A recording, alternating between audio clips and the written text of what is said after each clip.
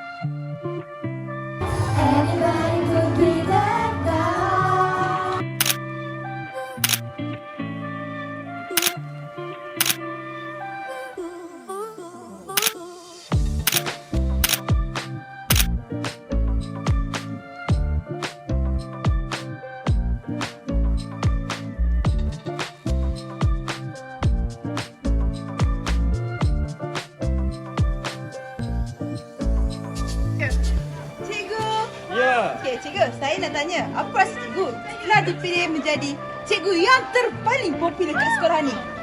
Perasaan saya amat bangga dan gembira meneruskan lagi kepopuleran saya. Oh cikgu, saya dapat rasa sebab saya pun memilih cikgu menjadi salah seorang yang terpaling popular. Terima kasih cikgu. Terima kasih banyak-banyak. Okey, saya ucap terima kasih kepada semua warga SMK Puteri Ampang, semua murid, especially semua murid SMK Puteri Ampang kerana menghargai Hari Guru, menghargai guru dan tanpa murid cikgu pun tak tiada. Walaupun tiada cikgu, tiada murid, sebenarnya tiada murid maka tiadalah cikgu. Jadi untuk murid, cikgu sentiasa ada. Saja. Terima kasih SMK Puteri Ampang. Dengan ini tambahlah sudah Sambutan Hari Guru 2024 SMK Puteri Ampang. Selamat jalan!